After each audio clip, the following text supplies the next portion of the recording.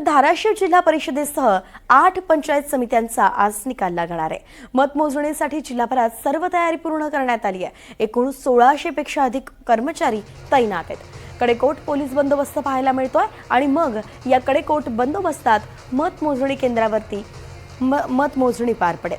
नियोजनानुसार प्रत्येक गटाची गणना टप्प्याटप्प्याने केली जाणार आहे। धाराशिव, कळंब, तुळजापूर, उमरगा, लोहारा, परंडा, भूम आणि वाशी या तालुक्यांमध्ये क्रमाने मतमोजणी होईल। दुपारी 3 ते 4 वाजेपर्यंत अंतिम चित्र स्पष्ट होण्याची शक्यता वर्तवली जाते। धाराशिव जिल्ह्यातील कळंब इथल्या मतमोजणी कक्षाबाहेरून याचाच आढावा घेतलाय आमचे प्रतिनिधी ओंकार कुलकर्णींनी। धाराशिव जिल्हा परिषद आणि जिल्ह्यातील 8 पंचायत समित्यांसाठीच्या मतमोजणी प्रक्रियेला जी आहे ती आज सकाळपासून सुरुवात होणार आहे। सकाळी 10 वाजल्यापासून मतमोजणी ला जी आहे ती सुरुवात होणार आहे। आपण धाराशिव जिल्ह्यातील कळंब येथील मतमोजणी कक्षाच्या या ठिकाणी बाहेर आहोत। या ठिकाणी जर बघितलं तर स्ट्रॉंग रूम आपल्याला दृश्यांमध्ये पाहायला मिळते आणि स्ट्रॉंग रूममध्ये या मशीन जे आहेत ते कुठेतरी सील करून ठेवण्यात आलेले आहेत।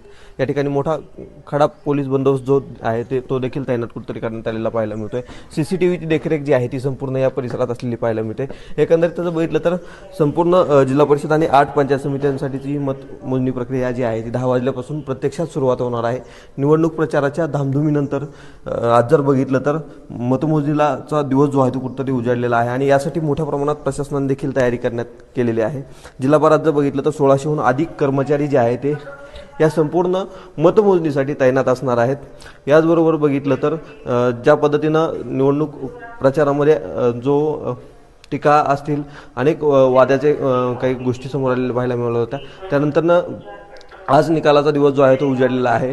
असंच म्हणता येईल की आता जे काही उमेदवार होते त्यांनी अत्यंत कठीण परिस्थितीतून मार्ग काढून परीक्षा तर दिलेली आहे, मात्र त्यांचा निकाल लागण्याचा जो आजचा हा दिवस आहे तो आहे आणि कुठेतरी पहिला निकाल जो आहे तो जवळपास 11 ते 11:30 वाजेच्या दरम्यान कुठेतरी समोर येण्याची शक्यता असून दुपारी 3 ते 4 वाजेपर्यंत धाराशिव जिल्ह्यातील नवीन जिल्हा परिषद आणि पंचायत समित्यांचे कारभारी कोण असतील हे देखील स्पष्ट होणार आहे। ओंकार कुलकर्णी, NDTV मराठी, धाराशिव।